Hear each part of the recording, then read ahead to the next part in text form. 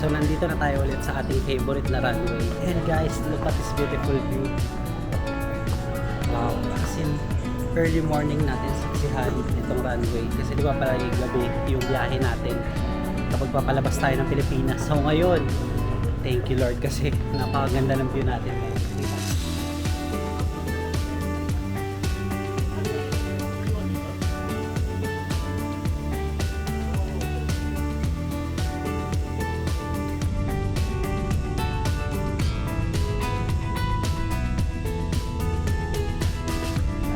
Welcome to Taiwan!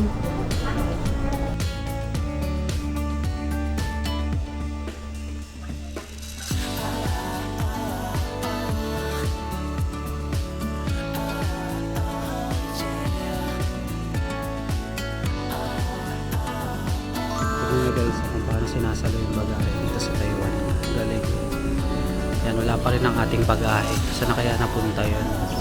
Anong petsa na guys? Mag-11 AM na dito sa Taiwan. So dahil napakahaba ng pila, marami ang naghahangad na manalo 5,000 yung Taiwan dollars. Grabe. Marami na kasi functionality yung iCash na yun. Pwede nyo magamit sa grocery stores, sa trade buses, di ba? ABC Mart pa, pwede rin. So hindi natin na-try pwede sa Dong.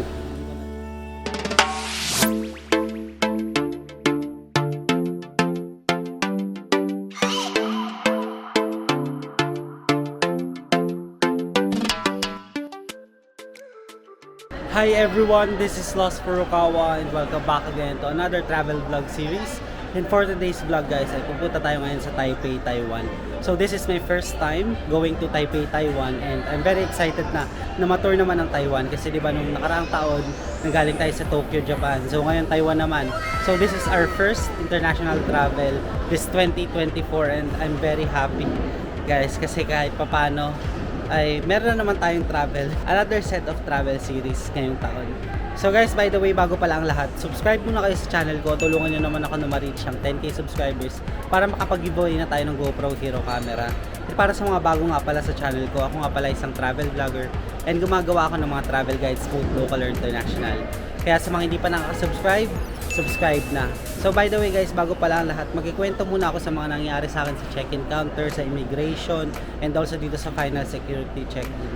So guys, dun sa check-in counter, wala na namang hininging travel requirements. So tama yung narinig nyo guys, no travel requirements na papunta sa Taipei, Taiwan. And guys, mabilis lang yung check-in counter. Syempre, i-baggage drop lang natin yung ating chinek-in. And also, nagbayad na din ako ng travel tax online sa mga nagtatanong. Syempre, after ng check-in counter, dito tayo sa immigration. Grabe, guys, napaka-hassle ng immigration natin ngayon. Kasi guys, isipin nyo, 3:30 AM ako pumila and 5 AM na ako natapos. So, ang mga tinanong lang naman sa akin sa immigration ay kung kailan ang balik ko, sino ang kasama ko. Actually, yun lang naman guys. Kasi napakarami na natin international travel. So, expecting na hindi na talaga ganun katanong si immigration officer. So by the way guys nga pala, dito sa final security check-in, pinatanggal pa rin ang sapatos namin guys. Ayun, medyo hassle talaga guys. So kung ako sa inyo, tanggalin nyo na kaagad yung sapatos nyo habang galakad pa kayo papunta sa immigration kasi medyo mahaba talaga yung pila and hindi natin alam kung kailan yung napakahabang pila dito sa immigration and sa security check-in. So kagaya nga na nasabi ko kanina, almost 1 hour and 30 minutes I think nakapila ako para sa immigration. Grabe. As in, peak season na ba ngayon? Parang hindi pa naman peak season. Alam ko yung peak season is sa Holy Week pa. Hindi ko in-expect na napakaraming tao ngayon dito sa airport and also napakahaba ng pila sa immigration. Pero sabi naman dun sa check-in counter, mahaba talaga ang pila sa immigration ng around 3 to 4 AM dito sa NAIA. Ito na, nakapasa na tayo sa immigration and tuloy-tuloy na tayo sa pagpunta sa ating boarding gate. So ang ating boarding gate assignment ay gate 113. And ngayon, since nagugutom tayo, buti maraming bukas na stores dito, baka kakain muna ako.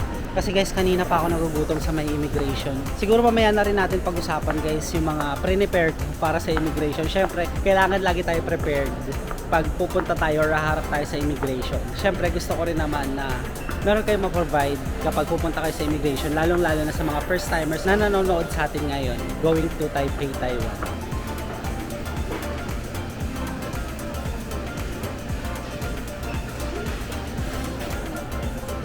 So dito tayo order guys ng breakfast natin sa Boss Coffee. Ayan, kung makikita nyo naman nandyan lang sa likod natin. So lampas lang siya konti ng Kenny Rogers and ng Blue Smith na kinainan natin sa Tokyo, Japan. So naalala nyo yun, no? Dito tayo sa Blue Smith kumain kaso medyo pricey nga yung kanilang food. Kaya dito naman tayo mag-try sa Boss Coffee naman. So ang in-order natin ay itong ice creamy latte for only, I think mga 180 pesos lang siya. And itong ating egg waffle sandwich na 270 pesos. I think may bacon din kasi siya kaya medyo pricey din siya. Pero mas mura na siya compared dun sa Blue Smith. So by the way guys, lumipat tayo ng pwesto kasi kanina nandun tayo sa dining table nila gawa ng medyo maingay yung paligid. So dito ako malapit sa ating boarding gate pumunta. So lalakad pa kasi tayo papunta doon. So ngayon nandito lang ako sa tapat muna ng Boss Coffee para kumain muna ng breakfast. So yun na nga guys, balikan na natin yung topic natin kanina. Dapat guys talaga ay mas maaga pa kayo pupunta sa airport. Like I think 4 to 5 hours before your flight talaga para hindi kayo ma-hassle sa mga unexpected situations na nangyayari dito sa airport. So kagaya ng nangyari kanina sa atin sa immigration, umabot tayo ng almost 1 hour and 30 minutes sa pila and napakabilis lang natanungan nung nasa immigration na ako. And also guys, sa final security check-in din, yun nga, nasabi ko rin kanina na pinatanggal pa rin yung sapatos. So di ba may mga times or may mga travel tayo na hindi na pinapatanggal yung sapatos. So ngayon, pinapatanggal na naman nila and hindi ko alam kung bakit pabago-bago yung mga decisions nila dito sa airport. So dapat sundin na lang talaga natin yung mga airport process talaga dito.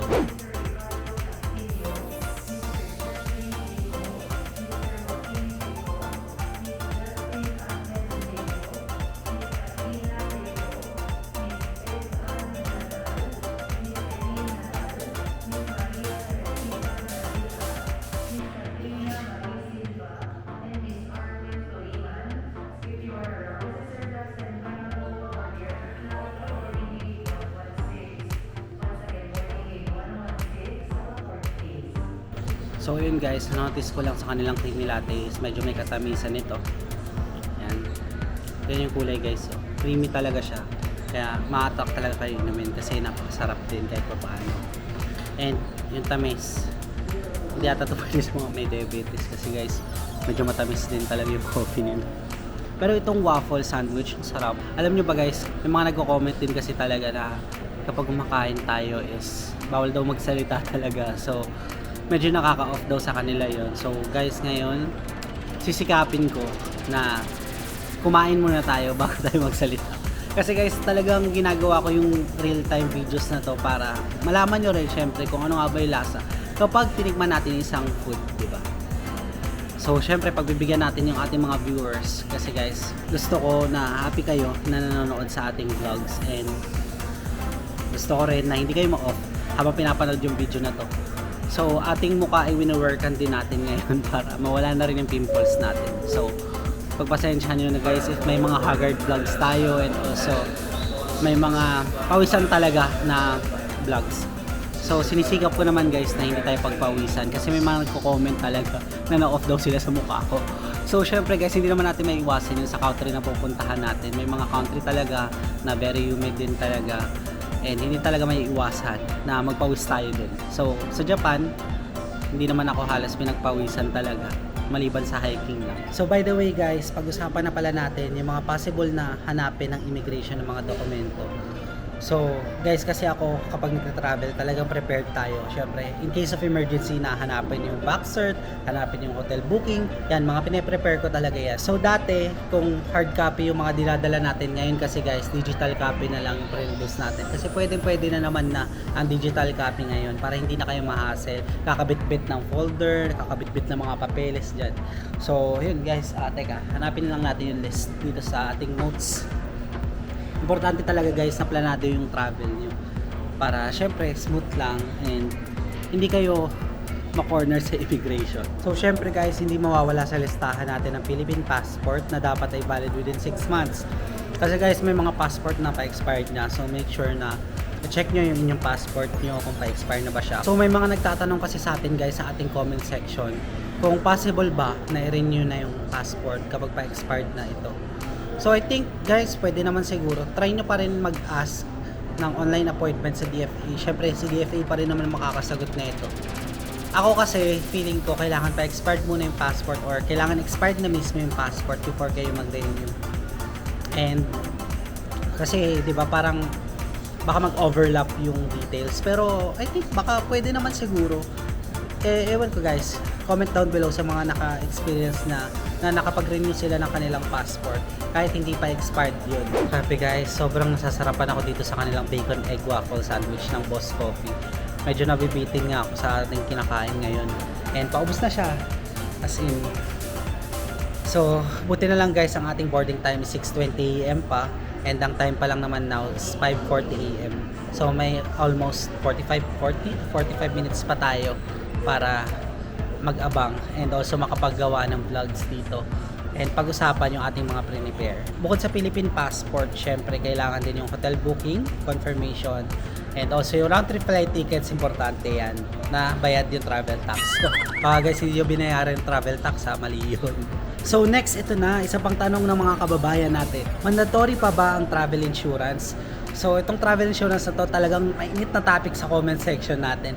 So, guys, kung tatanungin niyo ako kung nag-a-avail ako ng travel insurance every travel ko outside the country, yes po. Pero guys, nag-iiba-iba ang ating binubook na travel insurance. Kasi guys, check ko rin naman kung eligible pa ba ako or maganda yung coverage. And also, sakop yung coverage for COVID-19.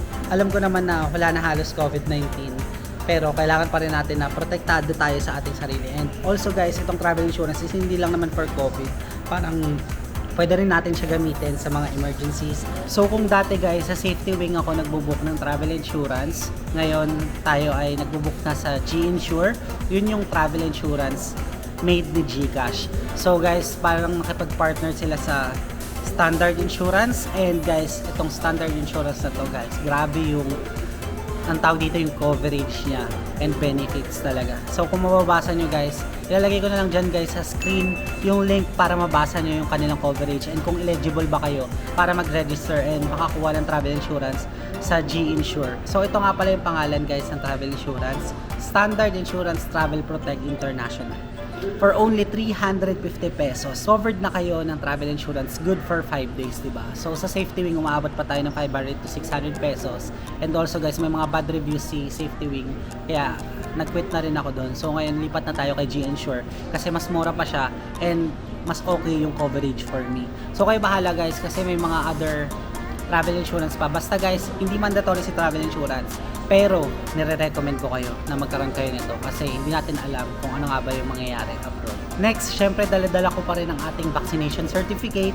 Nag-provide din tayo ng bank certificate and also yung certification of employment. So, dinala ko talaga yan guys in case na tanongin ng immigration. So, ano pa ba? Syempre, valid IDs, hindi mawawala yan. Etong HMO, importante to guys kasi may mga immigration na nagtatanong ng HMO. Kagaya na nag-Thailand ako last year. So, tinanong sa akin, asan yung HMO card mo? Sabi ko, hala, hindi ko po alam yun ma'am na kailangan pala ng HMO. So, buti na lang, pinalampas tayo ng immigration. Baka kasi alam niya rin na hindi ako aware and also may travel insurance naman ako. Ayun nga, importante talaga yung travel insurance para kahit papano, kung wala kayong HMO card, at least meron kayong mapaprovide na proof na may insurance kayo abroad. So, next, yung e-travel, importante yan. Hindi ko alam kung hihingin pa ang e-travel sa atin, pero parang hindi na sa akin hiningi sa immigration. Pero nag-fill out pa rin ako. And also guys, may app na ang e-travel and ilalagay ko na lang din dyan sa screen para makita nyo kung ano nga ba yung app and makapag-register na kayo ng e-travel and less hassle na sa ating mga travelers. So syempre, niready ko rin yung itinerary ko sa Taipei, Taiwan. I think ayun lang naman guys yung mga pre-departure travel requirements na pre-provide ko sa sarili ko. Guys, ito i-clear ko lang. Sa sarili ko lang yun guys. In case na tanongin lang talaga ako ng immigration kung dala ko ba yung dokumento na to, ready tayo. Always be ready and always be responsible sa mga possible tanongin or possible hingiin ng immigration na documents.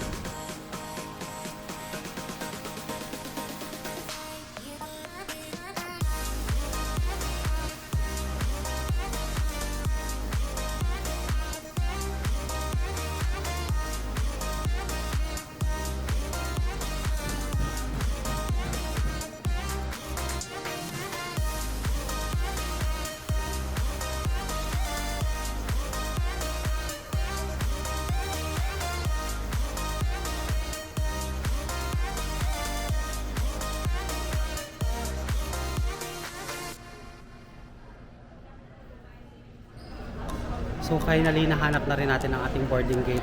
So pabaliktad pala tayo guys, kanina naglalakad. Muntik na ako makapunta sa 101 kanina, sobrang layo. Nasa kabilang dulo pala siya. Eh yung 113, dito lang, halos katabi lang din ng Boss Coffee.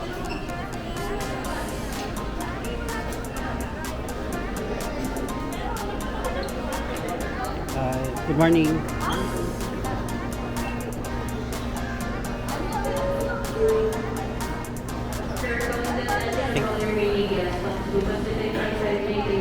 Thank you.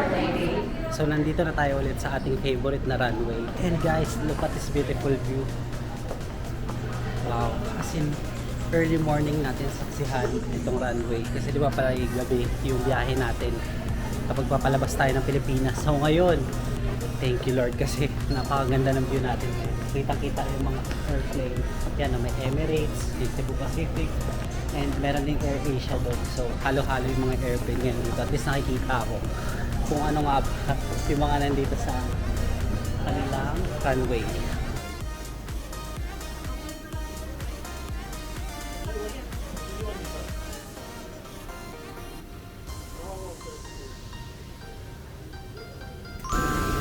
Oh, medyo malaki pala yung airplane natin.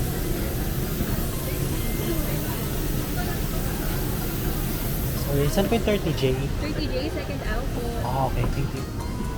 Second aisle. So, medyo malaki pala yung airplane natin guys. Kaya group 1 to 6 kami. Wow, ngayon lang ako makakasakay ng airplane na napakalaki papunta sa other tower.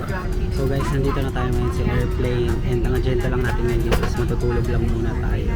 And medyo nagkaligaw-ligaw ako dito kasi napakalaki ng airplane natin ngayon. And nandito tayo ngayon sa wing side.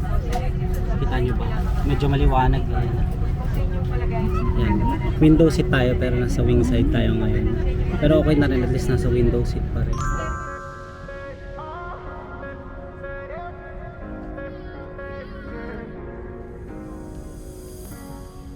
I'm on the train headed back to Indiana. The rain is forming into rivers outside, writing down all the things that I miss, and in the letters you take form. No, I won't go back tonight with the habits of the restless me. I'm leaving all that stuff behind. We can start all over in our hometown, running free. It could be everything that we were chasing. I'm impatient just to see how you make everything fall into place. Finally guys, touchdown Taiwan. So nandito na kami ngayon sa Taoyuan International Airport, Terminal 1.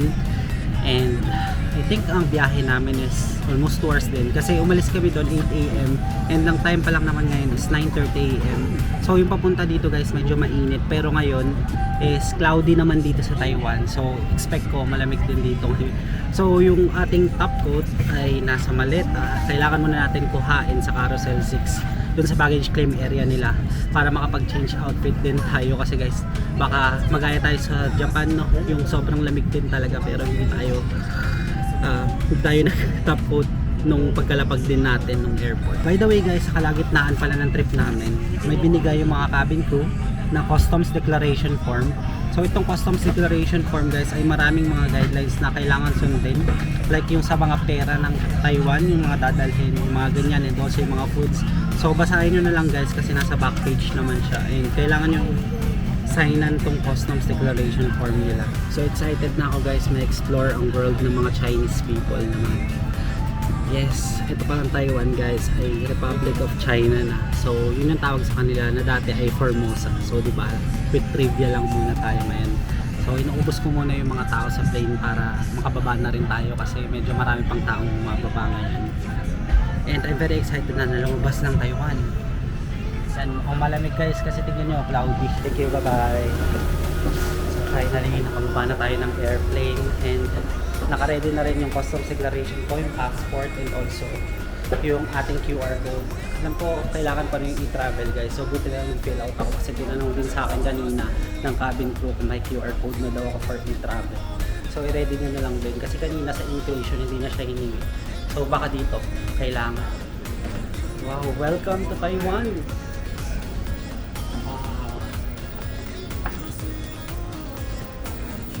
tayo nakakalabas guys. Pero medyo malamig na dito yung temperature. So tama nga ako ng haka-haka. Malamig na nga dito sa airport nila. And kailangan na natin magpalit mamaya ng ating outfit para sa winter. Feeling ko winter season pa rin dito ngayon kahit may cherry blossom na rin. So mix naman yung pinuntahan natin. Kagaya sa Japan, autumn and winter. So ngayon dito sa Taipei, cherry blossom tsaka yung winter nila. So excited na ako makalabas dito sa airport guys. And ang agenda muna natin is hanapin muna yung immigration and also yung customs declaration nila. Welcome to Taiwan!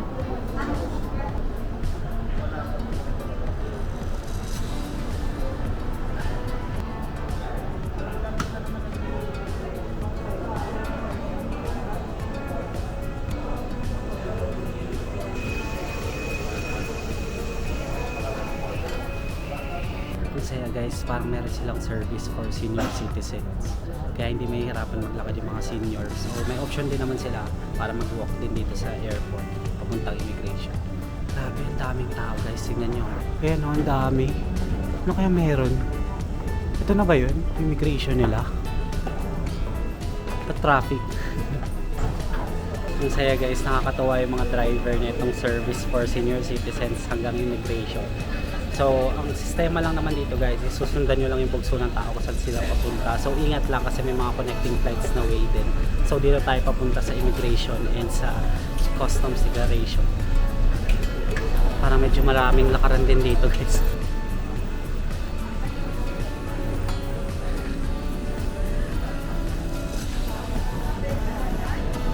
So, nakapila ako ngayon guys dito para sa animal and plant quarantine. So, ito ata yung pinilautan natin na customs declaration form. So wala pa tayo sa immigration. I think another safety purposes or security purposes nila ito. Ayan guys, so ang haba ng pila.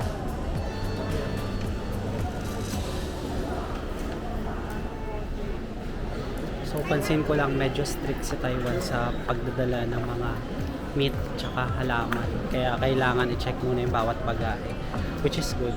Kasi kahit pa paano makakontrol nila yung pasok-labas ng mga bagay-bagay dito sa Taiwan. Ayan guys, so may fine na 3,000 NTD kapag nagdala kayo ng meat tsaka prutas. Ano to guys? Duck or chicken? 30,000. So bawat prutas and gulay and also mga pagkain ay may katumbas na halaga sa NTD na fine.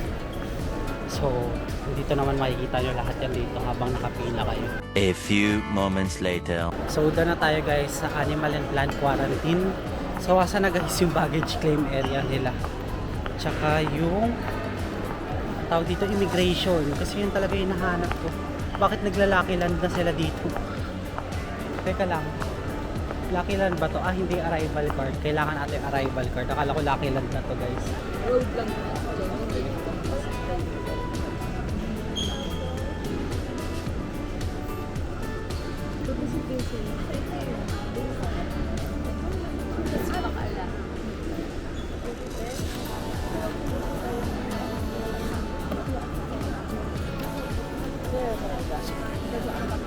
Okay guys, so doon na tayo mag-fill out ng arrival card. And yung arrival card guys is madali lang naman fill upan and may mga katulong naman kayong mga Pinoy din in case na nag-fill out kayo tapos hindi nyo alam yung isasagot. So nandito na tayo sa immigration and ito pala yung kanilang photo spot. Ayan. Yan yung sikat na photo spot sa Taiwan. So pipicture muna siguro tayo dyan.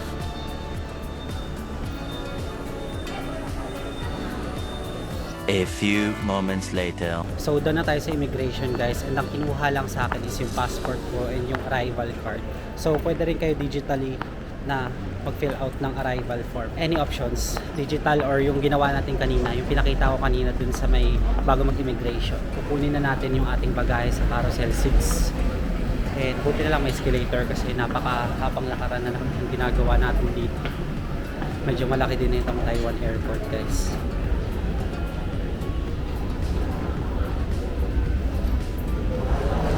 So nakikita ko na yung carousel 6. Ayun lang siya oh. Medyo malapit lang pala sa immigration. So napatagal lang talaga sa immigration kasi maraming turista yung pumunta ngayon sa Taiwan. Tignan nyo guys, so parang naubos na yung mga bagahe. Saan na kaya napunta yung bagahe natin? Konti na lang yung natira dito. So while waiting sa bagahe natin, nakalimutan ko pala sabihin kanina guys na no time difference ang Taiwan and ang Philippines. So kung ano yung oras sa Pinas, ganun din sa Taiwan. Ayan. Walang nagbago sa mga time ko, lalo na sa formula. Tapos yun, since guys yung Lucky Land hanggang June 2025 siya, so possible ma-extend yung visa free nila dito sa Taiwan kasi di ba malapit na mag-end yung visa free for Pinoys until July 2024 na lang. So sana ma-extend talaga para makapunta pa tayo and makabalik pa tayo sa Taiwan nang hindi tayo na-hassle sa pag-asikaso ng visa. So wala pa rin ang ating bagahe. Tignan nyo guys kung paano sinasalo yung bagahe dito sa Taiwan. Ang galing. Yan, wala pa rin ang ating bagahe. Saan na kaya napunta yun? Anong petsa na guys? Mag-11 AM na dito sa Taiwan. So ayun na nga guys, kaya pala napatagal yung pag-aantay natin sa bagahe. Kasi sa carousel number 4 na pala si Cebu Pacific. Buti lang tanong ako sa local dito guys. Kasi kung hindi, matatagalan tayo dito kakahalap ng baggage natin. So punta muna tayo sa carousel 4. Ayan, finally guys, nakuha na natin ang ating bagahe. And tayo ay lalabas na sa final security check-in din nila. Daming tao. Taga, grabe yung pila oh. So nandito na tayo ngayon guys sa arrival area nila or arrival hall. And meron ditong COVID-19 rapid test kits. Yan, free siya. So kuha tayo. Yan guys, so ito na siya kasama yung passport. So bago natin kunin yung ating pocket wifi, ay papakita ko muna sa inyo ang kanilang libreng COVID-19 antigen self-test. Yan o, Panbio yung brand. So nakakatuwa kasi meron ganito si Taiwan para sa mga arrival passengers. So 1 per arrival passenger lang siya. Huwag naman kayo sugapa kasi nakukuha ng napakarami nito. Porket free. So tara, punta na tayo sa pocket wifi para may internet na rin tayo. Actually may free public wifi naman dito sa Taiwan. Taoyuan or Taiwan Airport na lang. Hindi ko ma-pronounce na maayos yung Taoyuan pero mukhang tama naman, Taoyuan na. And also after natin mag-claim ng pocket wifi, tayo ay maglalaro na sa Lucky Land. So excited na ako maglaro ng Lucky Land. Sana manalo tayo guys na 5,000 NTD or New Taiwan dollar. So kung mapapansin nyo, nag-change outfit na tayo and papunta na ako ngayon sa ating Klook sa wifi. So i-claim na natin ang ating pocket wifi via Klook voucher. So dito lang naman siya malapit sa subway. Ayan yung subway guys. So, kita nyo ba? Yan. So nandun lang yung arrival hall. Actually itong buong to arrival hall na to eh. So medyo malapit lang na lakaran. Grabe ang lamig dito sa kanilang airport. So pipila muna tayo kasi maraming mag-claim ng kanilang pocket wifi din from Klook. So lalagay ko na lang dyan sa screen yung price para malaman nyo rin. So dito lang tayo mag-claim. Yan o, Unite Traveler. Itong katabi niya Taiwan Mobile. Tsaka Chunghwa Telecom. So dito sa pag-claim ng wifi, dapat ay meron kayo isang credit card or debit card and also yung passport. So kung hindi nyo makikita or mababasa sa Klook yun, ayan, sinasabi ko na sa inyo kasi kailangan nyo i-prepare yun para ma-claim yung inyong pocket wifi from Klook voucher.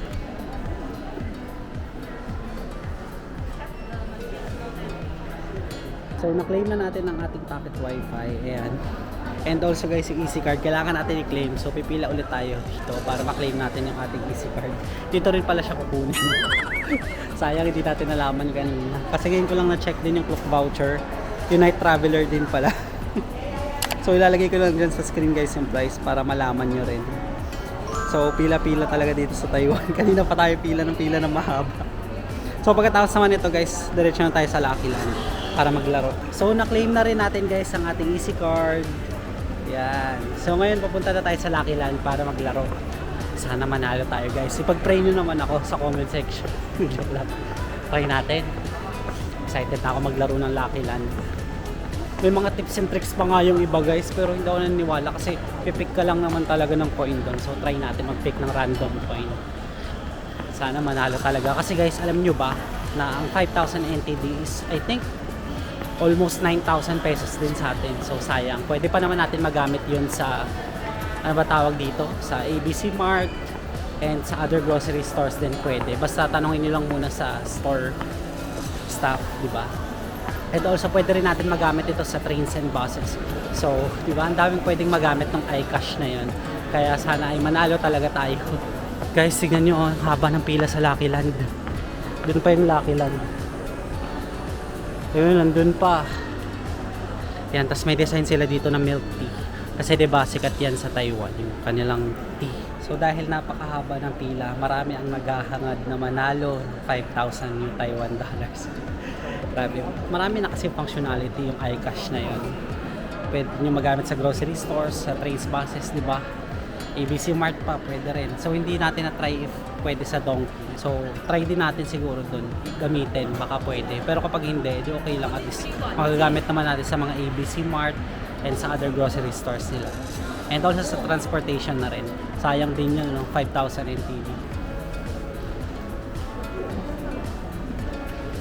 So malapit na tayo guys maglaro. And kanina may mga Pinoy na sumisigaw kasi nanalo sila sa Lucky Land ng NTD 5,000. So dito yung prize winning area.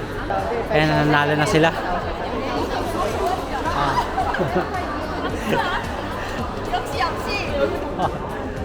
Try na natin.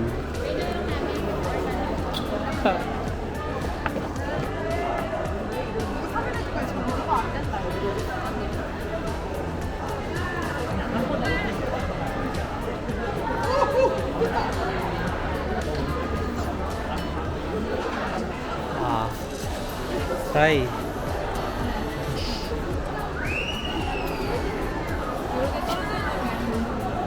Tayo. Okay. Scan.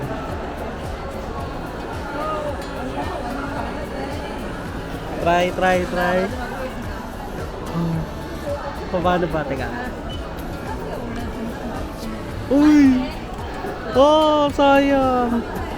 So ayun na nga guys, bad news, hindi tayo nanalo sa Lucky Land.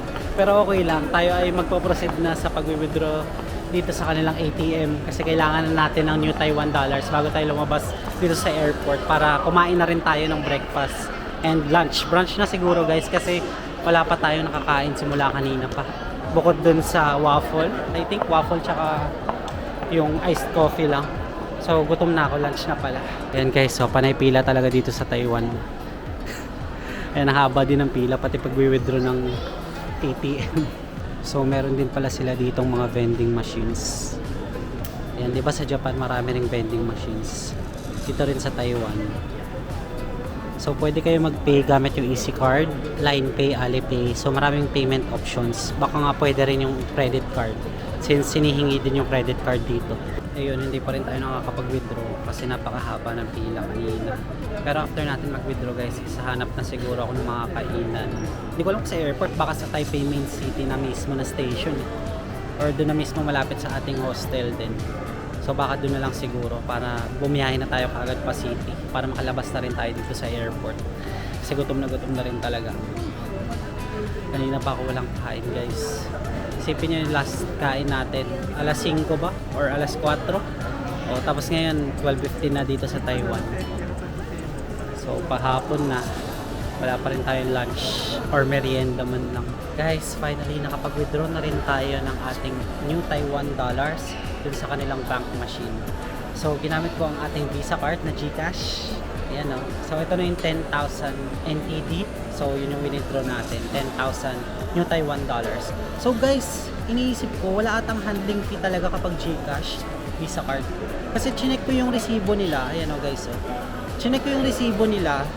Walang handling fee na nakalagay. So, 0 lang daw. Kaya, expect ko, walang nabawas sa GCash ko. Bukod dun sa amount na withdraw natin. Like, 10,000 NTD lang yung binawas nila.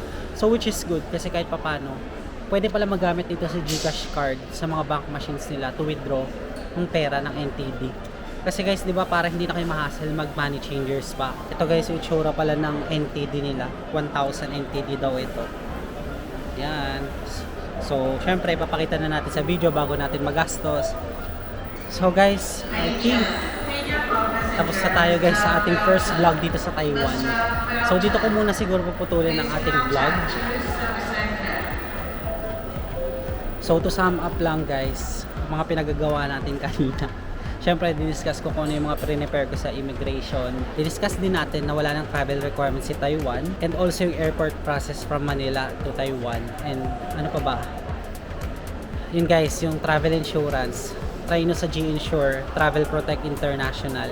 So, 350 pesos lang siya, good for 5 days na trip. And grabe yung coverage siya guys. Lalagay ko na lang dyan ulit sa screen yung link para mabasa nyo rin yung coverage. And also yung Taiwan Lucky Land. Sorry guys kasi natalo tayo. So sa Pocket Wi-Fi naman, dito tayo kumuha sa Unite Traveler at also yung Easy Card. So nag-Pocket Wi-Fi ako kasi itong iPhone 8 Plus ko ay bawal sa eSIM. So trinay na natin sa Japan yun and bawal yung eSIM, kaya naghanap ako ng alternative way. So itong Pocket Wi-Fi, and also mabilis malobat ang iPhone ko kapag data yung gamit. So mas okay na talaga na Pocket Wi-Fi ang gamit natin kasi mas mapapatagal yung battery life ng phone natin. And also guys, yung Pocket Wi-Fi pala is maglalast daw until 6, I think range ng 6 to 8 hours pwede nyo siya gamitin, 'di ba? Kung nasa galaan kayo, matagal yun na rin magagamit, and also hindi pa mabilis malobat yung phone nyo. Sana ay nag-enjoy kayo sa ating Taiwan trip na ito, and sana marami kayo natutunan sa ating Taiwan vlog part 1. So dito na natin i-end guys kasi babiyahe pa tayo papunta sa city. So kung nagustuhan nyo itong video na to, don't forget to follow me on Facebook page and Instagram at Lost Furukawa. And if you want to do business or sponsorship with me, you can email me at lostfurukawa19@gmail.com. And guys, don't forget to hit like, subscribe, and notification bell para updated kayo sa mga bagong Taiwan uploads ko. That's it guys. Maraming salamat sa pagsama sa ating Taiwan vlog part 1, and sana ay sumama pa kayo sa ating mga next Taiwan vlogs. See you again in another Taiwan vlog. Bye!